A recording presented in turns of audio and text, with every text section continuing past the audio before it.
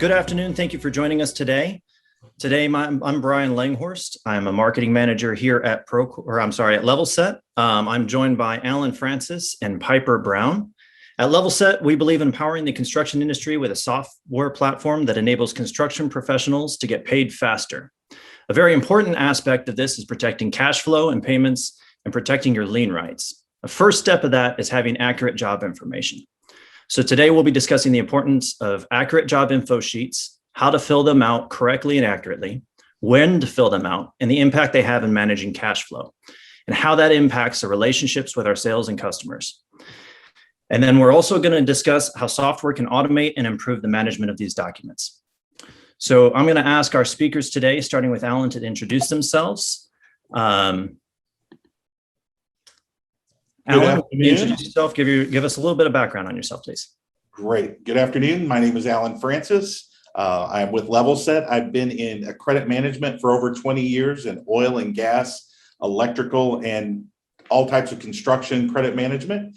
And I've been with Levelset for the past 90 days and have started and have come over to Levelset because of what they have to offer and how significantly they are changing the role of putting the the supplier and the subcontractor and the general contractor back in control of their projects and protecting their lien rights and protecting the ability to get paid. And that's what it's all about. So basically, that's a little of my background. I am, at this point, the credit manager over operations here at Levelset. And let's get started. So a lot of this is just really conversational. We're going to talk about the basics of a job sheet. We all pretty much know what that is. I don't want to insult your intelligence since most of us know what a job sheet is, but there are certain things, if you've ever been a credit manager for any time at all, you know there's things about a job sheet that either gets left off or it's not included, and there's things you really need to focus on having so that that job sheet becomes a pivotal part of the way you can get paid and the way you get money. It not only helps you protect your lien rights when you have to file a lien, but it gives you a whole slew of information when you have payment issues or you need to talk to somebody about a particular project. So first of all, what is a job sheet? We all know what that is. A job sheet basically is all the pertinent information that you need on a given job. Anything about that job, from all the parties that are participating in that job to when the start date, when the end date is, and everything about that. So that's just the basic definition of what a job sheet is. How you have that job sheet organized is completely up to you. I mean, whatever works for you and your organization, but you definitely want to have a solid document that outlines everything that you want or that you need. And these are what we're talking about is open to interpretation. And I want you to feel more than free to throw questions out there, throw ideas out there that you might have. So first thing you want to get is your customer's name. It sounds ridiculous, but in this day and age, sometimes you have holding companies, sometimes you have a regular, parent corporation of the, parent corporation, and then you might have sister companies under that. We want to know exactly who your customer is going to be, and we want that information as accurate as possible, the way it's listed with the Secretary of State. That will make things so much easier. You want to find out what their mailing address is and what, any of that information. That sounds so simple and so basic. But when you have other people filling out your job sheets for you other than the customer, sometimes that information just goes awry. And you want to try to get all that as accurate as possible. The next thing is going to be kind of up to you, but I would recommend that you work with your customer on giving the project a particular name. What makes it very identifiable when you come back to it in the future, when there's possibility you have to send a notice or a preliminary notice? What are we calling that project? So give it a project name that's going to be recognizable to your GC, to the project owner, to the lender, everyone involved. It will make it so much easier. Whether it be ABC phase 1, say it's a long-term project. If you have to break it into phases, just be very specific how you do it, and that we all know what it is, or everyone in your organization knows what it is when there's ordering that's taking place. And if I start talking too fast, make sure you shoot a message over and say, Alan, slow down. The next part, something that a lot of people, sometimes we just gloss over this, the physical location. We all know how important it is if we're going to, materials are going to hit a job site. We want to make sure we know where that is. Well, I'm going to give you an example on being a young credit manager and how that can really go off the rails. Had a situation where I was talking to a project manager and I was talking to an office manager, and the project manager was always busy. So I kind of just dealt with the office manager. I said, I just need your project address. That's all I need. Well, what they ended up giving me was the address of where the materials were going to be dropped off, because this location was not secure. So they didn't really want those materials at the job site, because they were dropping it off in a different location than where the actual job site was, just for those materials to be held. Even though it was only a quarter mile down the road, the lien rights were thrown out on that particular job. That is a painful lesson. As a new credit manager, that was a painful lesson to learn. So even if it's an unincorporated area, get a longitude, a latitude, get a plot information. That will help you so much when it comes to getting your job sheet correct. Very simple. Alan, if I may, can I ask you a quick question on that specific example? How does that come into play if someone has it delivered to their shop or to their warehouse or staging area, and then it's transported to the actual physical job address? Obviously, you're going to want to, if it's a situation where you have fabrication being done, which is that is basically what that would be. Raw materials are headed to your customer. Your customer is going to fabricate it and take it onto the job site. That brings about proof of use issues where you're going to need photographs or delivery tickets. Most states allow for proof of use. So you're still going to have lien rights, but you're going to have to be very proactive in taking care of those. And that was a great question, because that is an issue. You don't want to say no to all your customers that are doing fabrication, especially you have welders that are going to be welding things. You don't want to alienate that whole segment of your customer base. You want to be able to include that. So in fabrication times, just worry about proof of use. And a lot of times what you want to try to avoid in those situations is you don't want your driver of your customer that runs by the supply house, picks up all the material and runs them over to your site without any type of delivery information, with any type of photos, because they could be supplying 3 different jobs with the materials for your one project. And I'm not saying anybody would do something as horrible as that, but sometimes things happen. So that was a great question. If anybody else has questions along that line, feel more than free to jump in on that. So next thing, whether or not it's a private or public job. Seems like a simple question, but it really isn't. That might take, your customer may think one thing and it may actually be another. In other words, public schools would be considered a public job. Private schools would not be. A lot of times you hear the word school or you hear the word municipal and you automatically assume it might be a public job. Public jobs most often anymore are either going to have a contract that backs it or a bond, a performance bond of some sort. Performance and surety bonds are pretty much the same thing, except what you're looking for in the course of the business that you do, you're looking for a payment bond, something that's going to protect your payment. You're really not as worried about the GC getting the job done unless it might cause risk to you being paid for what you do. As a supplier, that would be critical. But any other part of the payment chain, as long as you have a easily enforced payment bond, and most of those in a public project, you're not going to have a problem with that. You just make sure you stay on top of deadlines, make sure you read it carefully, get a legal representative, get somebody from Levelset to take a look at it for you. We'd be more than happy to do that for you, because that's why I've come to Levelset, is because we take all the mystery out of any of these construction issues that sometimes, a lawyer is going to charge you a fortune for it. This is a way that we can help protect you. And that's why I'm with Levelset. So didn't mean to make that a little commercial, but there it is. And then, so we'll move on a little bit. Estimated project start date and end date. That's going to be a ballpark situation. We would love to know that the project's going to start next Tuesday, but invariably hurricanes come, bad weather happens, a supplier's truck breaks down. Many of those things can happen, and you want to be aware and flexible with the project start time. Why is the project start time important? Because most lien laws anywhere in the country are based on deliverables, when the deliverables actually hit the job site. So you want to get the best idea of when those deliverables are going to make it there. And that's going to be your estimated starting date. And then you can go back and confirm it later. Estimated end date. Why is that going to be important? Because those timelines run on last deliverable.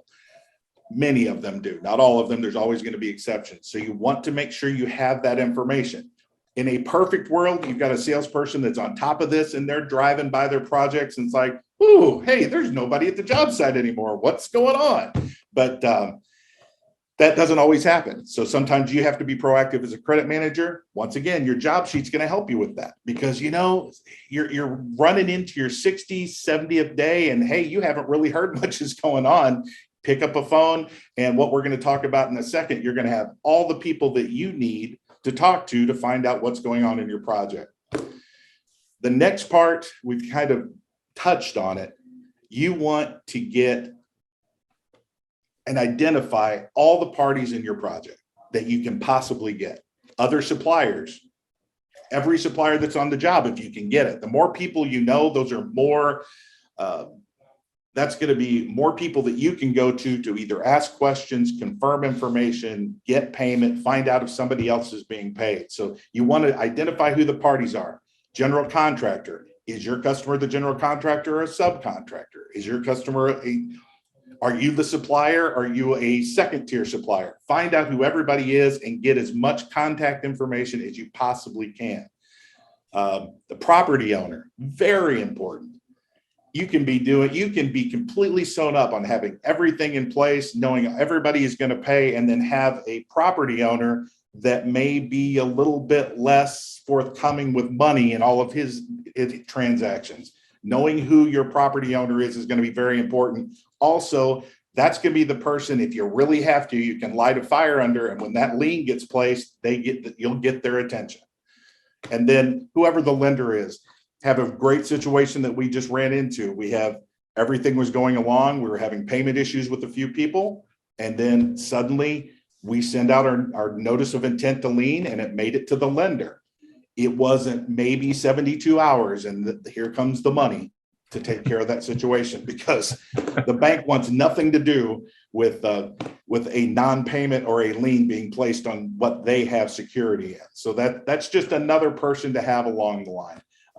To know who they are and who their contacts and phone numbers, email addresses, physical addresses. You'd be amazed at the number of times you get in the weeds, and this can be your best customer you ever had, and something happens, and suddenly, oops, well, I know I've got their phone number here somewhere. Well, that's a cell phone number, and now you can't reach anybody. And your best customer overnight can become a problem if there's a payment issue. And I'm not trying to paint a negative thing, but as a credit manager, you know, it's our job as credit managers to think about what nobody else will think about. And sometimes that's the dark side of lending money or financing issues. So let me ask you real quick, Alan, for the lender and the property owner, the general contractor, who in your experience is the most reliable person to have fill out that information on the job sheet? And that is our next point. Who fills out the job sheet? You would like to get the project manager of the general contractor is your key pivotal person. Or you might want to look at it, if it's a residential job, the hiring party. Make them give you all the information. Like I said, you don't want to be the negative person, but there have been situations where salespeople get in a big hurry and you will get a completely incomplete or inaccurate job sheet that will do you no good. They'll mark public where it's supposed to be private, and they'll mark private where it's supposed to be public. They'll put the wrong lender down. We even had a situation, heaven forbid, it just happens, where a salesperson knew that a job was going to probably default and gave incorrect property placement information so that the notices would go to the wrong place. Wow. So that's why you want to have your customer, their project manager, fill it out. Now, I know what a lot of people are thinking right now. Well, they're so busy. They're out in the field. They're in their truck. They're not going to sit down and do all these things. Granted, that is going to happen, and you want to maintain a great relationship with your customer. You don't want to cause them more headaches. On the other side of that, think about the paperwork they're going through for their bank to get a line of credit. So, I mean, I'm not gonna say too much about that. They're willing to do it for some people, but they are our customer. We want to make this easy. So if the the project manager can't do it for you, see if your office manager can give you as much information as possible. Let's say all of that didn't happen. You've got very basic information about the project. Then as a credit manager, take a deep dive, an extra 20 minutes, 30 minutes, go into Secretary of State. If you work with Levelset, have somebody with a Levelset team get in there and let's look at that piece of property. If you don't know exactly who it is, let's find out if there's been any preliminary notices already filed. Take that extra few minutes, because that few minutes now, that's going to save you so much down the road. And it's going to protect that. It's all about protecting. It's not that we don't trust our customers, but you have a limited pool of customers that you're dealing with. You don't want to alienate them all, but if you treat them all the same and make sure you encourage them to say, hey, this is to protect you as well. If I'm taking a proactive stance to look at your project sheet and I find that there could be an issue, I'm going to be protecting you. When I go out and try to get all this information, this only helps you. So just another way to look at it, And Alan, on that point, you bring up a great thing, and I want to shift to Piper here momentarily and give Piper an opportunity to introduce yourself, a little bit about your experience at Levelset, and how a software can interact with this process and help it be a little more manageable. Yeah. Hello, everyone. My name is Piper. I've been at Levelset for about 2.5 years. I am on our customer education team. So specifically, I work with our new partners in getting them onboarded with their new Levelset account. So I lead them through their onboarding journey, getting them to implement this new process, leading their training sessions. Levelset has been my intro into the biz, so I don't have quite as much experience as Brian and Alan here, but I work all day, every day with lots of different people in the construction industry, mostly credit managers, I'd say. So I've definitely learned a whole lot about the pain points of managing lien rights and cash flow in the industry. And I've also seen how beneficial it is to have a software on your side, 100%. So I think, when I think about our partners who have seen, the greatest success in adopting Levelset specifically, that's obviously the software we're the most, we know the best. But I think first and foremost, it's streamlining a very complex process. As you all are very familiar with, lien law is not simple. There's a lot of nitty-gritty details that go into the requirements, and it is an absolute headache to keep track of on your own. When I see what some of my partners are doing on their own, sharing their screens, looking at their spreadsheets, their paper reports, all of that, it's incredible. It's very impressive. But I just get so excited to show them how our software in particular can help, because it just streamlines it. It makes it much easier to keep track of all the different deadlines and requirements. It's all in one place. And because of that streamlined process, it leads to a couple positive things I've seen. One, more time. You all are very busy. You have a lot on your plate. You don't need to be combing through the different statutory requirements of every state that you're working in and then figuring out what form to use and then going down to the post office. We can do that all for you. So it gives our partners back a lot of time for them to focus on other things. And it also helps our partners expand because they're able to have this streamlined process and a software that they can depend on that kind of runs in the background for them. They're able to take on more jobs, I found, because they know that they have that protection. They know that they can handle it, protect all those jobs. And that's really huge for them. And especially when folks are thinking about expanding into maybe some states that they haven't always worked in, that can be kind of a scary unknown world. But with a software on your side that makes it very easy, it really opens up the possibilities there. Absolutely. Thank you for that overview. In your experience, and you touched on this quite a bit about how customers can streamline their day-to-day operations and save time and be able to better manage their deadlines with a software. What are some of the challenges with implementing software that you've seen our customers overcome? Good question. I think the first thing that jumps out to me is that it is going to be different. It is a new process, and we understand that a lot of people have been doing it their way for a long time, but they have come to Levelset in this case for a reason. But it's going to be new, so I think that you really have to open your mind and go into it knowing that this software is going to be able to help you, but knowing that it's going to take some transition time. Of course, it's going to take some getting used to, and on that note, it goes into like the second thing that pops out to me is that it is going to take some work on the forefront. We are going to be able to help with a lot and take it all off of your plate eventually, but there needs to be some work at the beginning to get it all set up, of course.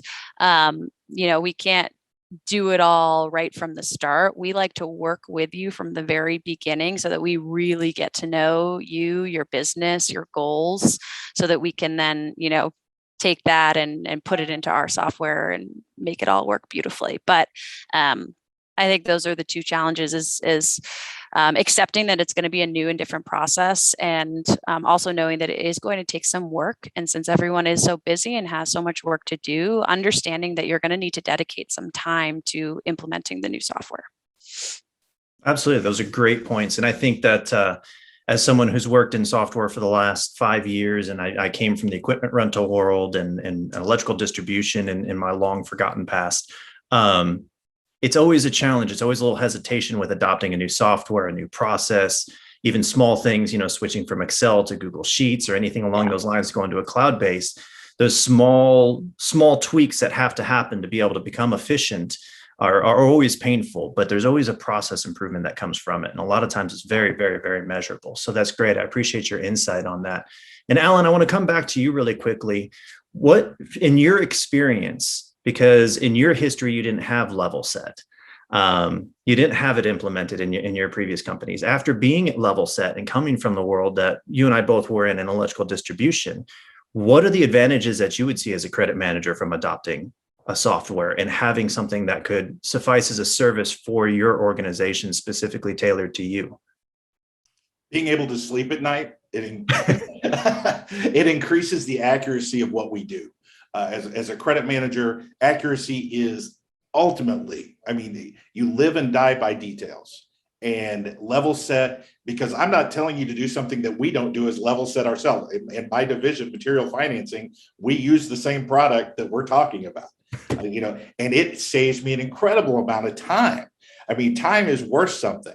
And out of between a 19 and a 22-day collection cycle that you're working with every month, having to set aside 1, 2, 3 days to lick envelopes or to create spreadsheets so you can send them off for somebody to do what Levelset can do with that software could do with a few clicks of a mouse, and knowing that you have a team member that can help you through it. And it is so painless from where we came from. And it's amazing. I being my age or whatever, sometimes you're a little technology resistant. All I can say sometimes is when I see this, it's like, wow, I remember the days. You have to do the, priority mail this or certified mail that, and make sure you did it right.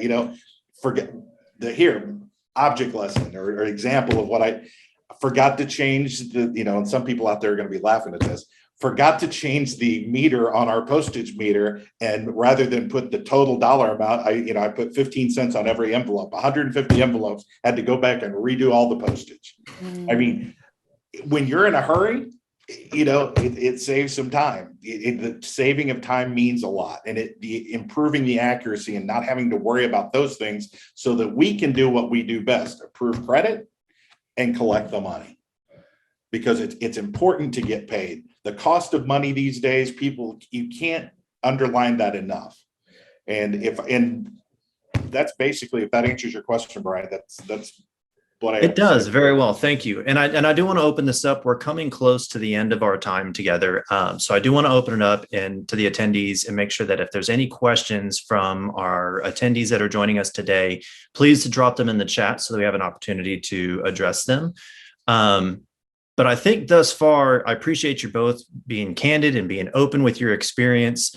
Alan, thank you for covering what's the importance of a job information sheet, how that impacts your role as a credit manager, how that's impacted your history in your profession, and making sure that, having the customer name, making sure that you have the project name, making sure that you have the correct location on that job information sheet to be able to protect your lien rights, making sure you know the start and end dates and how important that is, and also getting as many of the adjacent parties on the job as listed out as necessary, from the lender to the general contractor to the subcontractor, all the way down to the supplier, if that's how you're interacting with that job site. And then how you've managed job info sheets being put together in the past. And Piper, your insight to software and how it's implemented in this process. I did have one last question for you, and I think some of our attendees might be curious about this. As far as job info sheets and Levelset, how do they get that information into the system so that it can be managed, so that they can save that time and have all of that information in one place? Yeah, good question. There's a couple different ways that our partners get their job information into Levelset. Some folks manually type it in. Some folks send us the job sheets and we type it in. Some people have spreadsheets of information that they send our way and we automatically import. So lots of different options, but it all starts with them having accurate job information. That's where the lien rights begin, is the job site address. And so while we do have a team over here at Levelset that helps fill in gaps of job information and verifies job information, we do need a place to start. So having job sheets filled in from the start with as much information as you can, it's going to make the process much easier. If you were to not use a software, and then if you do decide to implement a software, it's going to make the implementation and just the whole process much smoother to have those filled out from the start. Awesome. Thank you very much for that. We do have one question that came up. I personally don't know the answer to it, but I think it's a phenomenal question. It does come up and it says, in today's time as a material supplier, we're having to pre-purchase project-specific materials. So how do liens come into play with those invoices if they're having a pre-purchase? And I'm assuming in that instance, I would imagine that's purchasing it and then storing it in your warehouse as a material supplier until it's released to the job site. That's a great question. If you don't mind, Brian, I will jump in on this. There's several ways you can work this. In the old, I don't want to say the old days, but prior to a lot of things that have been put in place, you would almost have to ask for some type of deposit down, because you're really not covered with any type of lien rights till it hits the property of where it's going to be supplied. So until there's deliverable, you really don't have that. So you have a couple of ways. You can ask them for a deposit, and then, not to be self-serving, we have a material financing option, and there are several companies that do that. Material financing, you can send your customer to a material finance company like Levelset and Levelset Capital. And what we would do is we would take care of purchasing all those material and then leave the lien rights to us, because what we're able to do then is we work off a timeline and we allow 120 days for payment, but we will follow those materials until they hit the ground. And then at that point, we will enforce those lien rights for ourselves and take you out of the equation. Otherwise, if you're going to do this yourself, just be very careful. I would take a deposit to make sure, especially if it's non-returnable, something you're going to have a restock fee, and then just get with the general contractor. And, if you don't trust your general contractor and this is a subcontractor, then you don't do the project, because it's only as good as the people in your payment chain. That's why that job sheet's very important. And one thing I didn't bring up, a lot of people say, why isn't an email of the job good enough? Your project manager at the GC sends you, well, here's what we're going to do, and here's the approximate timeline. You need a document that they fill out so that people's memory doesn't get fuzzy, so you have a hard copy of that and that it can't be altered.